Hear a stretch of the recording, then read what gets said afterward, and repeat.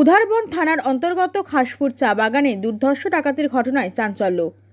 বুধবার রাত 1:30 নাগাদ 6 থেকে 7 জনের একটি ডাকাত দল প্রায় 30 মিনিট বাগানের রামধন গোয়ালার বাড়িতে তাণ্ডব চালায়। ডাকাতরা প্রথমে দরজা ভেঙে ঘরে ঢুকে রমেন গোয়ালাকে মারধর করে বেঁধে ফেলে।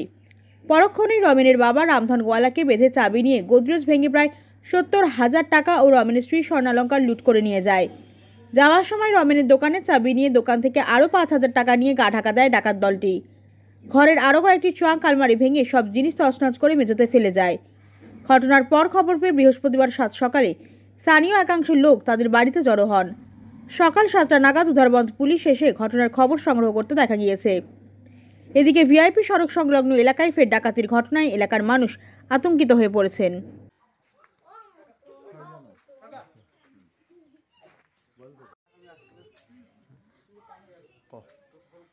কালকে রাত্রে 1:30টার সময় 6-7 জন মানুষ আইয়া ঢুকছে আমার ঘরে, ঢুকিয়া আমারে বান্ধিয়া দোকানের 60-70,000 টাকা ছিনতাই করিয়া নিছে। নিয়ে আমার দোকানে গেছে, দোকানের চাবি নিয়ে দোকান থেকেও আছে 4-5,000 টাকা বাড়ির, এটাও নিচে নিয়ে তো বাকি ঘরের জিনিসপত্র চিত্রাইয়া গেছে। আমার মারছে 2-3 ঘন্টা মারছে, বাঁধিয়া রাখি দিচ্ছে। কয়জনটা বাঁধছে?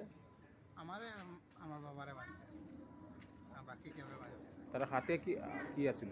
হাতে কি অস্ত্র আছিল, উজালি এগুলা আছিল। আর একটা বন্দুকের মতো লাগছে, যেমন একটা বন্দুকই আছিল। আমি সঠিক আমার পুরাভাবে দেখতে চাই না, একটু একটু যেমন দেখলাম। আমি দেখলেই চোখ বাঁধা আছিল আমার বহু সময়। তারপরে তো তারা বার হইয়া গেছে, দোকান থেকে দোকান খুলিয়া তোরা টাকা আছে শিব বাড়ির, আর 10 থেকে 20 টাকা তোরা আছে, এটা নিয়ে গেছে। তারা যে আপনার কথা কইছে, এটা কোন ভাষায় কথা কইছে? এটা তো হিন্দি, পিওরিটি হিন্দি কইছে না, এটা যেমন একটু ইয়ে টাইপ লাগে, যেমন ভাঙ্গা ভাঙ্গা।